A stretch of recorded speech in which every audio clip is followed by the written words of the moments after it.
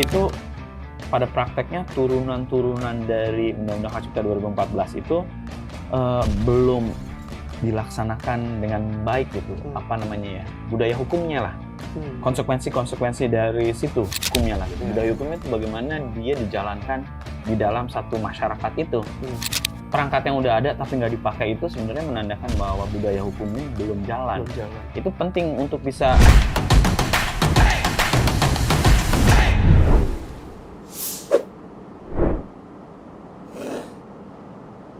Halo pemirsa TV One, jumpa lagi bersama saya Zulfikri Putra Malawi dalam acara podcast Bareng Orang Hebat.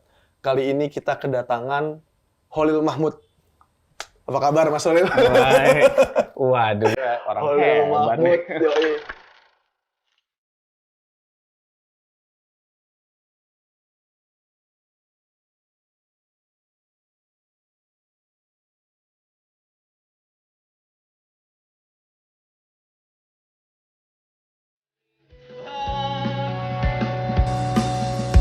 Atas nama pasar semuanya begitu disyar.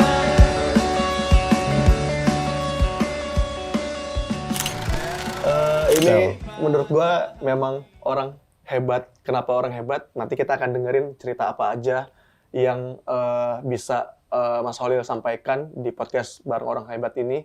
Dan Holil kita ketahui sebagai salah satu founder dari Efek Rumah Kaca dan juga di tempat kita berada ini kios ojek kios di Lebak Bulus, Jakarta Selatan. Dan kita akan ngobrolin bagaimana pemikiran-pemikiran Holil dan juga sepak terjangnya Holil di industri musik. Mungkin tidak hanya di industri musik, tapi mungkin ada kaitannya sama ranah hukum, sama ranah akademik gitu ya, yang membuat seorang Holil bisa membuat banyak pergerakan-pergerakan. Oke Mas, gue mau mulai dari bagaimana lu akhirnya mendedikasikan diri di musik, tapi kan lu juga akademik ya Mas? Oh enggak sih, gue akademik. Gue nggak pernah formally ada di Forum-forum akademik. apa namanya institusi akademik ya. Gue nggak pernah ngajar. Pernah ditawarin tapi kayak nggak berani gitu untuk ngajar. Jadi belum ada waktunya juga yang akhirnya gue belum mau kesana gitu ya. Tapi ya emang gue sempet sekolah. Setelah lulus S1 gue sekolah master, ngambil master. Dan, gitu aja. Dan nggak banyak musisi yang concern sama hal itu. Konteks gue akademik mungkin bukan di ranah pengajaran atau universitas lu jadi dosen atau apapun itu ya Mas. Tapi lebih kepada pemikiran gitu. Karena menurut gue nggak banyak musisi yang mikirnya tuh secara akademik gitu ya. Punya analisis, punya banyak metode-metode dalam mencapai pergerakan-pergerakan lu gitu ya. Karena gue sama Holil nih by the way, kita ada satu grup yang memang fokus ngobrolin pergerakan-pergerakan permusikan ya gitu ya. Jadi kayak di situ gue mengenal Holil, ternyata memang beda gitu kalau orang yang punya metode pemikiran yang runut segala macam tuh akan lebih oke gitu. Nah, gue tuh adore gitu Mas dengan sifat atau pemikiran yang seperti itu. Gimana caranya lu punya ketertarikan di hal itu gitu? Apa memang secara nature-nya lu udah di situ gitu, udah secara karena keluarga juga atau apa gitu Mas? Ya, kalau pemikiran, gue kadang merasa tergerak tuh, misalnya kita ada dalam satu lingkungan yang sama ya, tapi kita mendapatkan inspirasi yang sama, tapi karya kita yang kita hasilkan dari inspirasi yang sama itu bisa berbeda jauh. Karena bagaimana kita mengolahnya itu satu sama lain beda gitu. Misalnya kita lihat pemandangan di pantai, kita sama-sama pelukis ya, tiba-tiba lukisan gua sama lukisan lu kok beda jauh ya rasanya, nyawanya. Kan itu jadi bergantung dari individu itu memeras, lalu mensarikan dari sumber yang sama, dari sumber yang sama, tapi terus dia bisa mengolahnya menjadi sesuatu hal yang mungkin ya kok bisa lebih berbeda gitu orang ya. Kita banyak orang yang yang kayak gitulah ya. Dan kita kayaknya dia dengerin hal yang sama, tapi kok hasilnya kok bisa bagus gitu ya. Itu kalau gue telusuri, jadi bagaimana dia mengambil saripati dari satu hal itu beda gitu. Jadi bagaimana dia, misalnya gini, lu sama gue juga baca buku yang sama, tapi dari situ tulisan yang lu hasilkan beda. Dan gue beda gitu ya. Misalnya punya lu jauh lebih berbobot, lu makan apa lu gitu ya. Kira-kira gitu ya. Kita kan nah itu kan sebenarnya kita bisa lihat oh ya apa sih yang membuat orang itu bisa jadi bikin memeras itu saripatinya keluar semua terus lu bisa jadiin hal yang lain. Nah, itu kan tergantung dari dia dulu hidupnya gimana, budaya yang membentuknya kritisisme atau kehausan dia akan satu hal ya untuk bisa memberi nilai tambah dari satu karya yang dia lihat terus dia olah jadi hal yang mungkin dia bisa produksi lagi dengan nilai tambah yang lain. Itu kan perlu satu skill yang mana itu dihasilkan dari proses dia yang panjang gitu ya.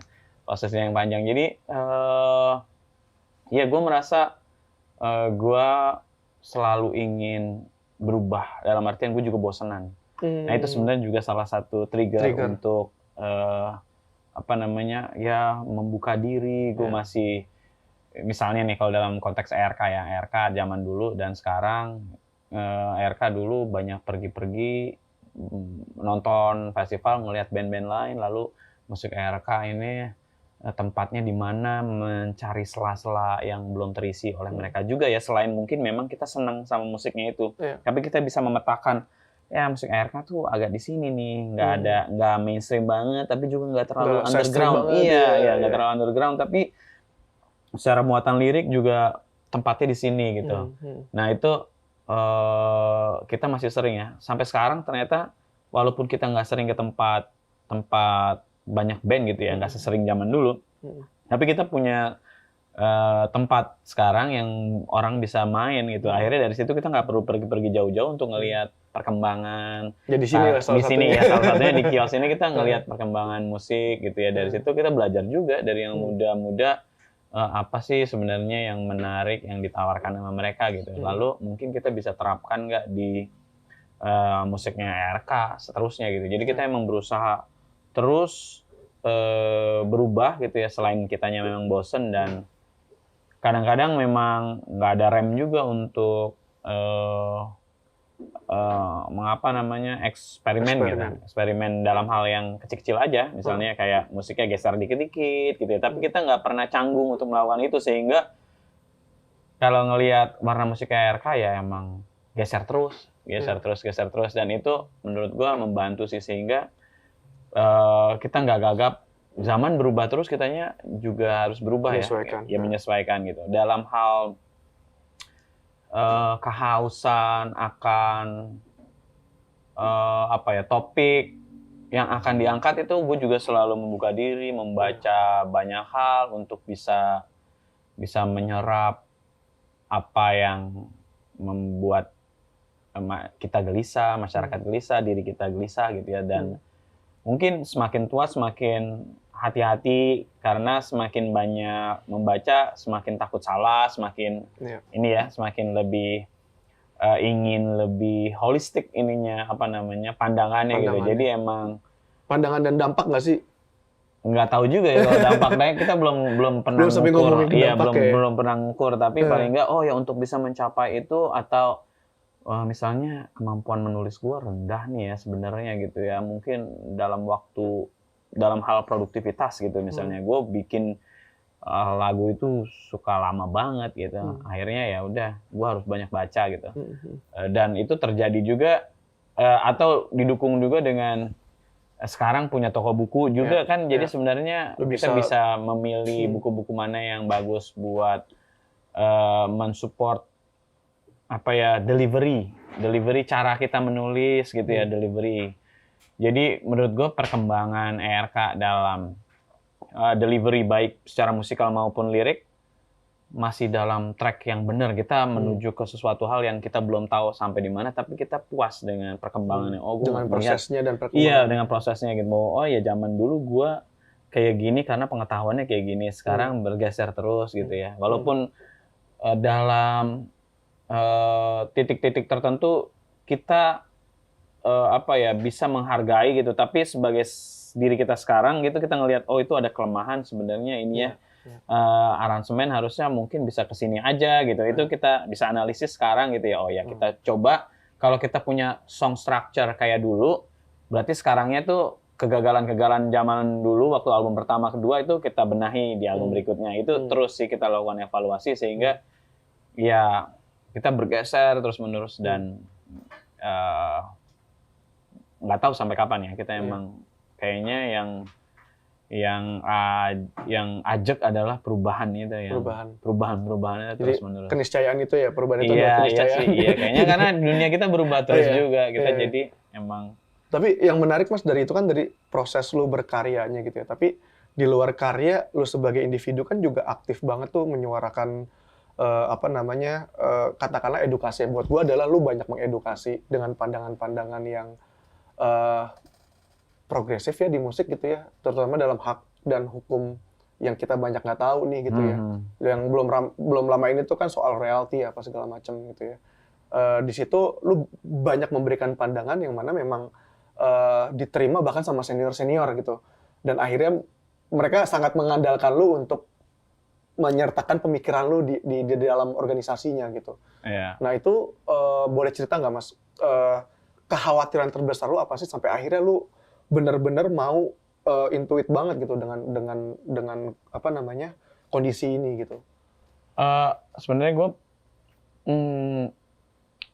pemahaman gue terhadap hak cipta tuh juga sama-sama aja sama yang lainnya. Sama-sama meraba. Iya, sama-sama meraba gitu ya. Gue bahkan lebih dulu familiar dengan gerakan Copy Love. Jadi album RK kita bagikan gratis di website-nya RK di era-era orang banyak mengakses website. Pas kita kamar juga gelap ya? Sebenarnya Synesthesia awalnya, lalu kita tahun 2015 gitu ya, terus kita punya website, lalu lagu-lagu RK bisa di-download gratis di sana. Itu Synesthesia ya? Kamar Gelap belum Synesthesia, akhirnya album Kamar Gelap dan dilakukan juga? Iya, album Kamar Gelap dan album pertama RK juga cemplungin ke situ, orang bisa mendownload gratis. Dan ternyata dari situ kita menyadari bahwa orang hidup dengan bubble-bubble yang berbeda. Bubble-bubble yang ternyata hidup di platform-platform itu nggak pernah tuh dia mengakses ke website RK. Dalam artian, gue nggak tahu persisnya gimana, tapi ternyata walaupun kita udah memberikan gratis, zaman dulu sebelum ada streaming, orang yang download untuk beli, ya tetap ada. Jadi memang itu kayak mereka nggak tahu, gitu, nggak punya waktu untuk cari tahu apakah ini lagu ada gratisnya atau enggak. Tapi ada misalnya di platform itu, ya dibeli gitu. Nah, itu dari situ kita tahu ada bubble-bubble. Nah, jadi emang dulu kita juga banyak menggunakan Creative Commons, gitu ya. Tapi kita juga tahu bahwa dalam konteks hak cipta musik itu ya yang undang-undang hak ciptanya itu rezimnya sangat musik dibandingkan cabang seni yang lain gitu ya. Kayak foto, film atau misalnya teater, tari gitu. Nah, itu kayak penting juga, dan gue merasa bahwa gue merasa sebelum sampai ke hak cipta itu bagaimana dinamika masyarakat untuk bisa menuntut hak-haknya itu penting buat kita. Jadi masyarakat itu tahu hak dan kewajiban mereka hidup bermasyarakat itu sangat menjadi bagian yang bisa mewarnai demokrasi dalam satu negara. Jadi kalau ada teman-teman yang ternyata punya hak dan mereka nggak tahu dan haknya itu sebenarnya layak untuk diperjuangkan gitu, menurut gue itu bukan hanya baik buat penegakan hak cipta gitu ya, tapi juga baik buat kehidupan berdemokrasi. Karena kan itu bagian dari dinamika di negara-negara yang demokrasinya baik itu perseteruan hak dan kewajiban itu terus-menerus ada tarik-menarik. Termasuk di dalamnya soal individual property, Iya. individual property gitu ya. Jadi gue merasa bahwa dengan orang aware akan hak dan kewajibannya, walaupun nggak harus dengan cara keras ya, kita bisa berdialektika, ngobrolin, orang pencipta lagu punya hak apa, pendengar punya hak apa, performer punya hak apa gitu. Itu dari situ kita mulai tahu, user punya hak apa, kita mulai tahu, oh dinamikanya begini, semua kalau bisa jangan ada yang untung paling besar semua, harus dibagi rata, atau kalau jangan sampai rugi semua satu orang gitu, yang lain untung, itu kan nggak fair ya. Dari situ ya gue mencoba belajar bareng-bareng sih sama teman-teman, tapi berbasiskan bahwa karena gue dulunya juga menekuni copyleft, gue cukup mengedepankan kepentingan publik lah gitu. Kepentingan publik tuh jadi yang Utama. Iya, utama. Karena kita sebelum jadi pemusik, sebelum jadi pencipta, kita pendengar, iya, konsumen gitu. Kita masyarakat gitu. Jadi kita jangan ketika kita jadi pencipta sekarang itu kita lupa bahwa kita ada produsen. Menarik nih. Iya, jadi gue selalu berangkat dari situ ya, dan itikat baik misalnya untuk berlaku adil tuh harus ditempatkan terus, dan kita bisa memposisikan diri kita hanya nggak dari satu aspek gitu ya, tapi dari aspek ya kita mungkin user juga, kita mungkin pengguna juga gitu ya, atau konsumen gitu ya. Selain kita mungkin sekarang kalau gue bisa jadi gue produsen ya, karena gue pencipta lagu gitu, gue performer juga gitu. Jadi emang lebih banyak aspek yang harus dilihat supaya nggak hanya mementingkan satu pihak aja biar bisa jalan semuanya. Kalau semuanya merasa terakomodasi gitu, kan dia bisa jadi lebih hidup gitu, lebih jalan ekosistemnya gitu ya. Bukan berarti persoalan hak dan kewajiban itu selesai juga kan, tapi ini memang lebih hidup jadinya. Betul. Gitu ya? Jadi kan? kalau ada hal yang kurang pas bisa di-challenge sebenarnya di apa namanya, kita mau cari tahu, tapi juga nggak merasa paling benar sendiri juga, karena itu penting sih. Kita merasa diri kita kebenaran tunggal tuh juga repot ya. Itu yang banyak terjadi deadlock dalam diskusi sih. Kalau kita merasa kita paling benar, itu udah susah sih. Bahwa kita mengutarakan pendapat, lalu orang lain mengutarakan pendapat, kita nggak setuju sama pendapat itu juga nggak apa-apa. Tapi kita nggak merasa kita paling benar, kita paling benar gitu ya. Iya. Menarik. Dan ya ini pun terjadi kan belakangan ini, ya kasusnya Dewa Once, terus kemudian Kosan Kotak gitu ya. Dan ya kalau gue nih sebagai penikmat lagu, jadinya kan bingung ya. Gue harus dengerin yang mana nih. Terus kita lihat bahkan di kolom komentar pun juga pendapatnya tuh yang menurut gue ya, karena kita concern dan membahas hal itu gitu, jadi kemana-mana gitu ya pembahasannya, dan membuktikan juga kalau market kita nih ternyata memang belum teredukasi dengan baik perihal ini gitu ya. Artinya menuju kehidupan yang tadi gitu ya, menuju industri yang hidup itu kayaknya masih jauh gitu, Mas. Sepakat nggak lo? Iya, Mas, pelan-pelan sih emang. Karena sejujurnya walaupun Undang-Undang Hak Cipta udah ada sejak 2014 gitu ya, yang sekarang nih ya, sebelumnya udah ada dari lama kan. Terus revisi terakhir tuh 2014 yang akhirnya menelorkan LMKN ya gitu ya. Itu pada prakteknya turunan-turunan dari Undang-Undang Hak Cipta 2014 itu belum dilaksanakan dengan baik gitu. Apa namanya ya? Budaya hukumnya lah. Konsekuensi-konsekuensi dari situ. Contohnya, jadi kan kalau ada perangkat hukum yang bisa berjalan dengan baik, itu ada idenya gitu kali ya, terus ada tools-nya, dan ada, gue mungkin agak salah nih, tapi ada budaya hukumnya lah gitu. Budaya hukumnya itu bagaimana dia dijalankan di dalam satu masyarakat itu. Nah, misalnya konsekuensi dari Undang-Undang Hak Cipta, bahwa ada mechanical rights, ada performing rights, nanti ada bagi lagi, ada macam-macam gitu ya, ada hak terkait segala macam. Itu pengetahuan itu kan nggak merata ada. Jadi gimana mau dipakai, orang nggak tahu gitu. Jadi sebenarnya perangkat yang udah ada tapi nggak dipakai itu sebenarnya menandakan bahwa budaya hukumnya belum jalan. Itu penting untuk bisa, kalau ternyata orang udah pakai semua, Terus ada problem kan kita bisa selesaikan. Kalau ini apa namanya? Belum kepake, masyarakat tapi belum problem. tahu. Masyarakat belum tahu. Jadi pada satu sisi sosialisasinya itu masih harus gencar dilakukan. Kedua, ketika ada masalah, kita bisa menganalisis masalahnya apa, lalu mencari jalan keluar yang tepat apa gitu. Misalnya kalau gue mengedepankan isu publik ya larangan-larangan lagu itu pasti akan membuat nanti orang khawatir untuk bisa mengkonsumsi atau mengkonsumsi lagu seseorang yang bukan ciptaannya. Nah, pola kalau cara kita mengkonsumsi kan beda ya.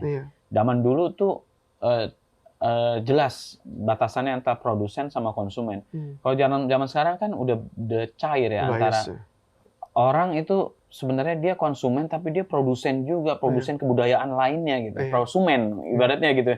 Jadi itu udah cair. Nah, ketika perubahan bagaimana kebudayaan diciptakan gitu ya, atau kebudayaan hidup gitu ya. Lalu ada satu pertentangan di masyarakat yang dia bisa menghambat perkembangan kebudayaan itu kan lama-lama jadi ciut, dia mati. Harusnya dia berkembang, dia malah ciut karena gue takut nanti gue dituntut. Akhirnya orang nggak bisa berekspresi, nggak mau cover. Padahal sebenarnya budaya cover itu sekarang juga udah jadi bagian sehari-hari gitu nggak sih, kita melakukan jadi tatanan sosial juga ya. Iya gitu. Jadi dari situ sebenarnya bahwa dari situ kita perlu berdialektika, ini sesuai nggak dengan undang-undang, lalu apakah undang-undangnya udah bisa menyerap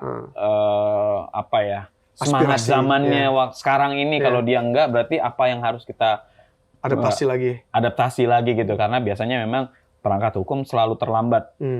Nah dari situ kekhawatiran kalau larang-larang nanti budayanya nggak berkembang, padahal sebenarnya permasalahannya kan individunya ya. Keadilan ya terhadap pencipta, yang mana itu kasuistis individu-individu, bahwa banyak orang yang merasa kurang adil itu nggak bisa kita nafikan, itu konkret benar. Tapi juga jalan keluarnya nggak bisa mempengaruhi yang banyak lain. Itu dalam artian bukan nggak bisa sih, bahwa mungkin dari masyarakat maupun dari pemerintah sadar juga bahwa kalau dibiarkan terus-menerus ini semua orang melarang-larang konflik-konflik ini akan menyebabkan publik yang lebih luas jadi takut dan kebudayaan jadi menciut gitu ya. Dia nggak berkembang.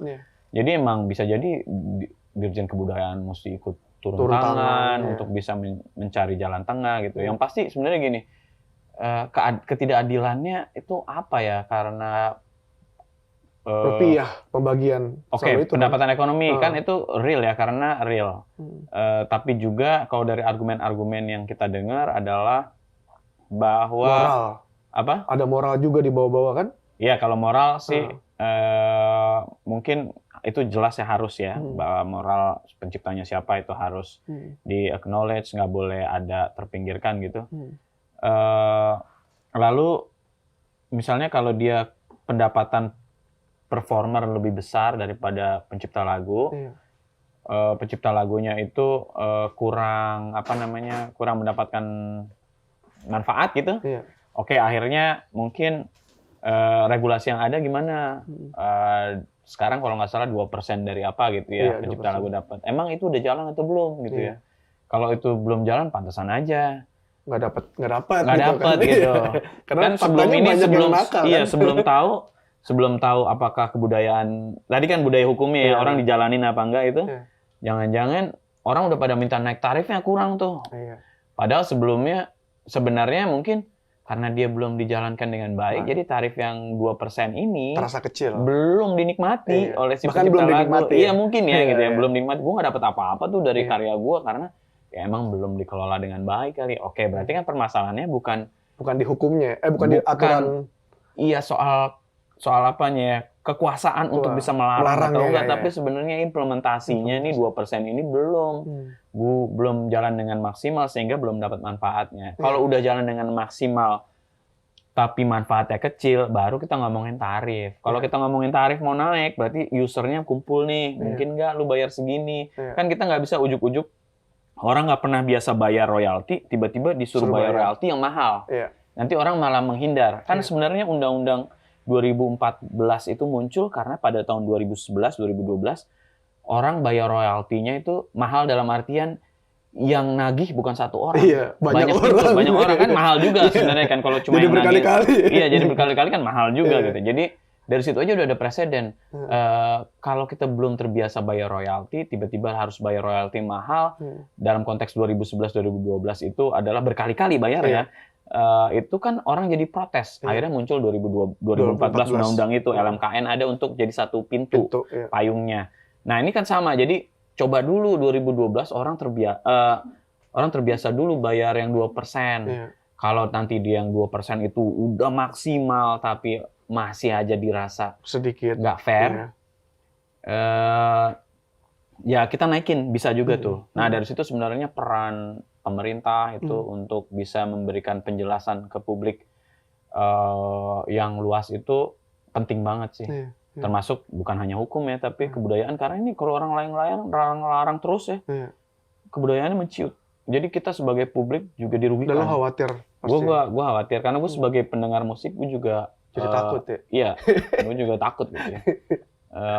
Itu sih, dan mungkin ya perlu masyarakat perlu tahu hak cipta itu apa gitu dalam skop yang lebih besar lagi. Misalnya kalau dalam konteks user, dia bisa ikut kontribusi dengan gimana, dengan bayar kah gitu, dengan apa, dengan patuh pada ini gitu ya.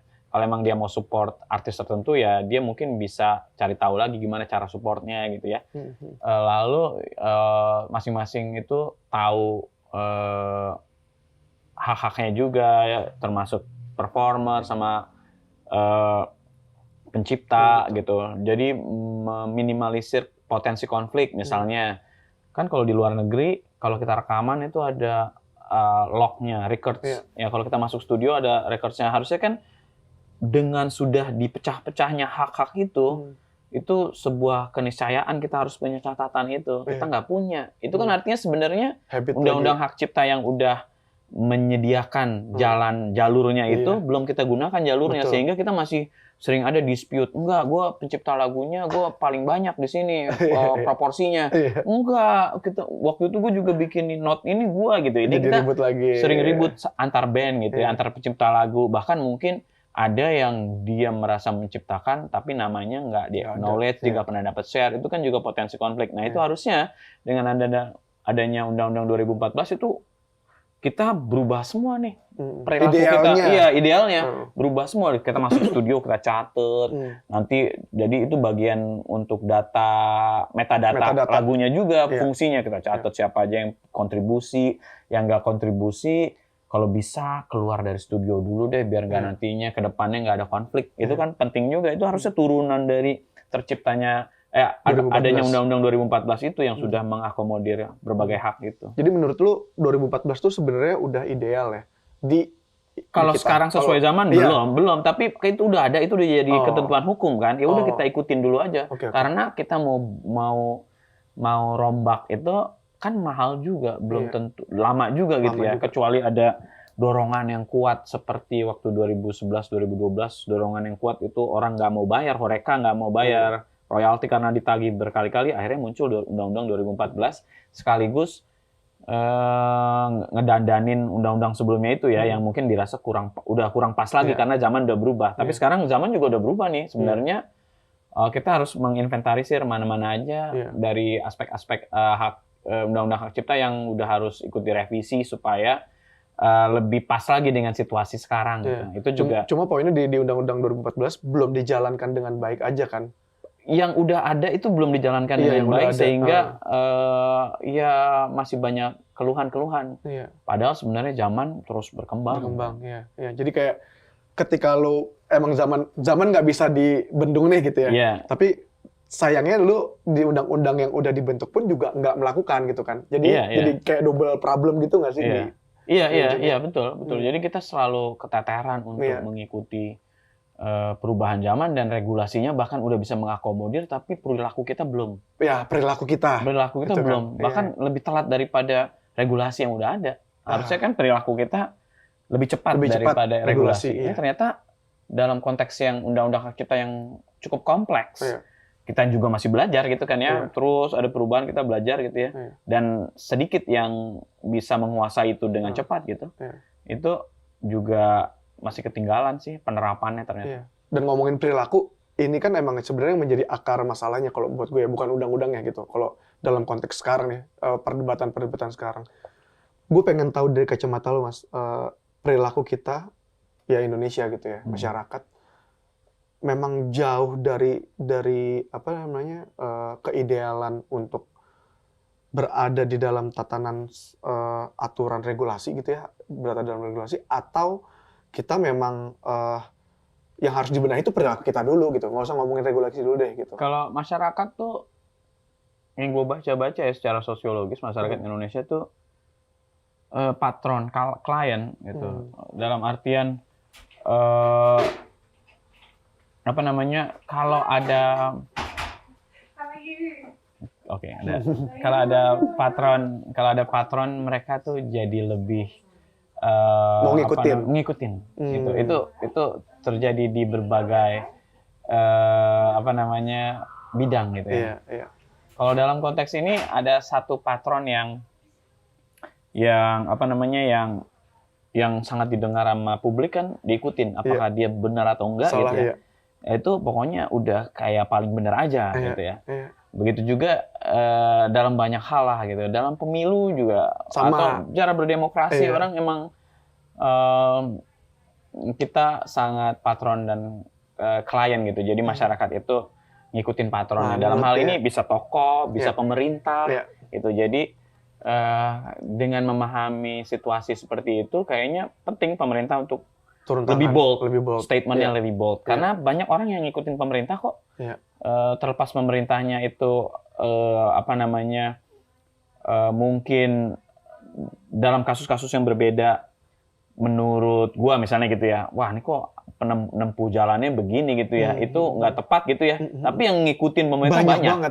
Ya, artinya dalam konteks ini bisa jadi kalau pemerintah mudah-mudahan pendapatnya benar, itu mengeluarkan statement yang bold untuk bisa memayungi banyak problem dengan nggak cari gampangnya aja gitu ya. Itu untuk bisa ikut membantu masyarakat memahami ini hak cipta dan lain-lain. Karena terbukti waktu ada PP itu, PP 56 gitu ya, publik baru tahu bahwa dengerin lagu itu harus bayar segala macam kalau untuk komersial.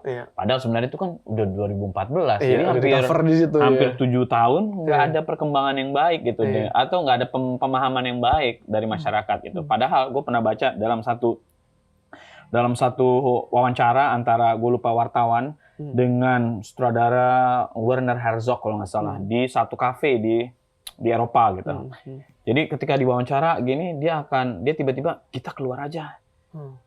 Supaya nanti kalau kamu mau gunain audionya, suara radio itu nggak kedengeran. Gitu, itu udah punya kesadaran. Dia bahkan si orang itu yang diwawancara, dia punya kesadaran bahwa nanti lu punya masalah. Itu jadi bagaimana hak cipta itu udah menjadi, mungkin karena dia sutradara juga ya, tapi bagaimana hak cipta itu ketika orang menjadi konsumen gitu ya, orang juga udah sadar dia punya kewajiban apa, dia bisa harus gimana, dan kalau dia mau gunakan itu harus gimana gitu. Orang tuh tahu, dan itu belum sih kayaknya pemahaman itu. Jadi itu perlu dibangun juga pemahamannya supaya budaya hukumnya hidup. Dan dijalankan. Jadi ada 2 problem ya. Ada budaya hukum yang memang tidak hidup. Terus yang kedua itu adalah karena budaya hukum yang tidak hidup, mengorbankan atau mengkerdilkan budaya kita sendiri sebenarnya. Efek dari situ. Maksudnya gimana? Ya, dari budaya kan ada problem soal budaya hukumnya. Iya, itu belum dijalanin belum dijalanin.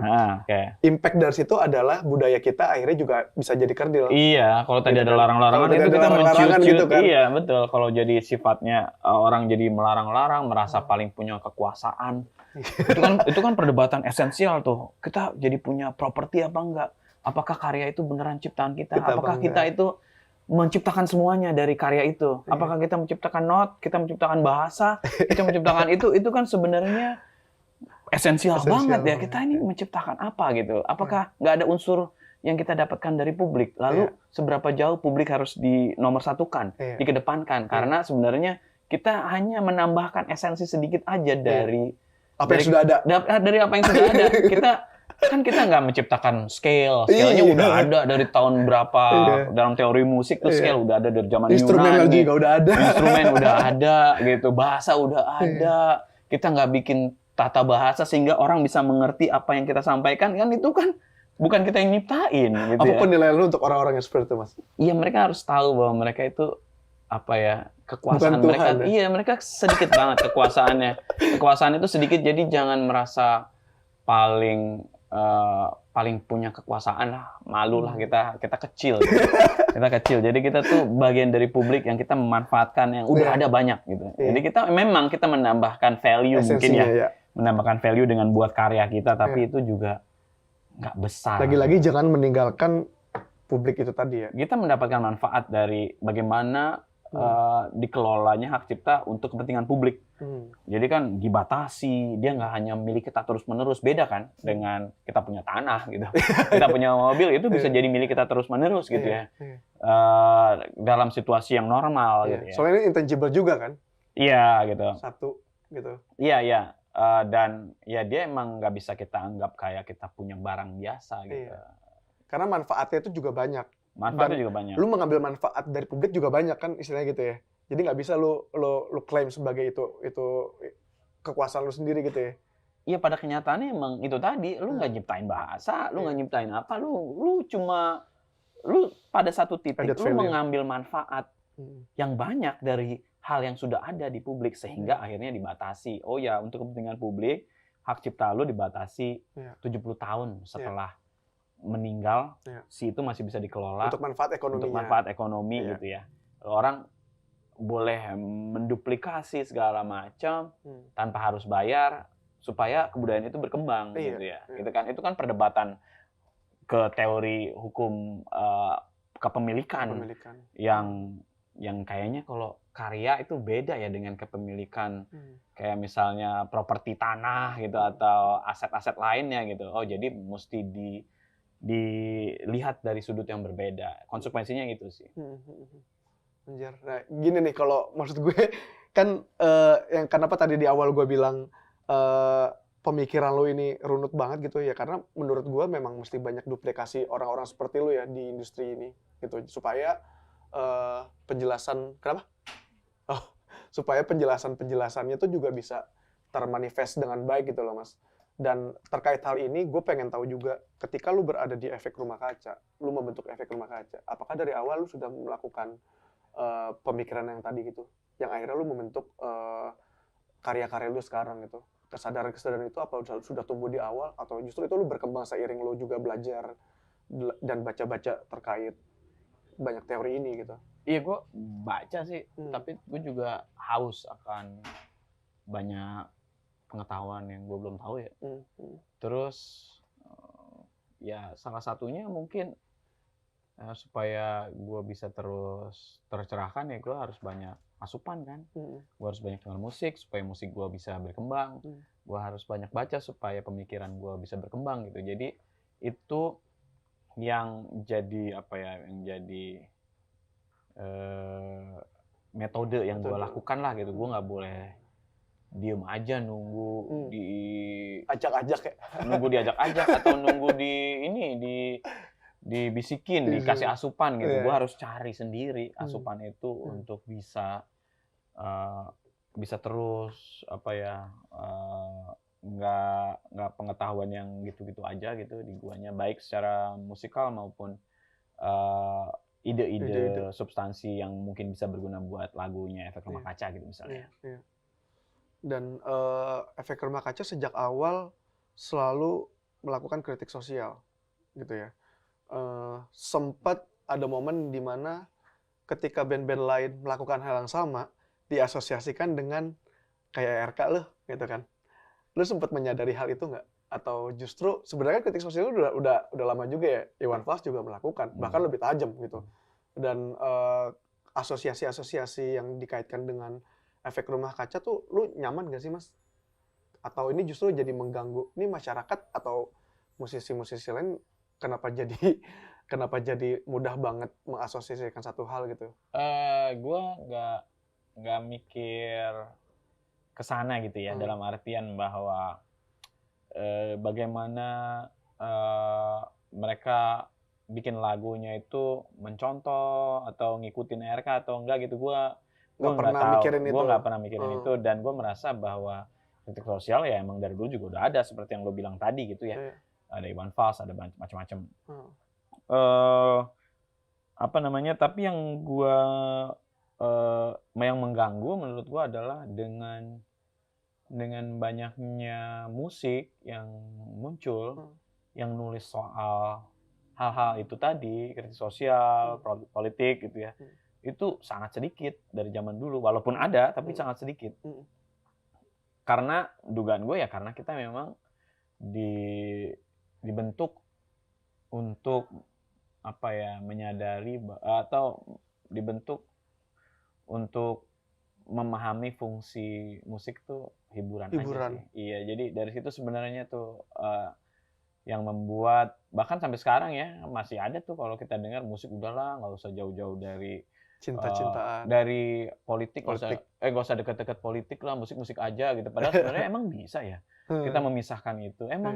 Emang keputusan kita bermain musik untuk hiburan itu bukan keputusan politik. Iya benar. Itu kan keputusan politik juga gitu. Jadi sebenarnya karakter kita yang denial itu atau salah menganalisis kan sebenarnya itu kan keputusan politik. Gitu betul, kan orang statementnya udah salah gitu ya. Udah kurang tepat itu. Berarti bahwa musik sebagai hiburan adalah keputusan politik gitu. Dan keputusan bisa juga musik yang sebenarnya kita ingin sampaikan adalah musik karena dia bagian dari kehidupan, dia menceritakan semua hal apapun di kehidupan kita, iya gitu ya. Walaupun kalau lu nggak mau nulis tentang itu ya nggak apa-apa juga gitu, tapi buat yang mau, ya banyak lagi yang bisa gitu ya. Nah itu sebenarnya kan bagaimana kita nggak keluar dari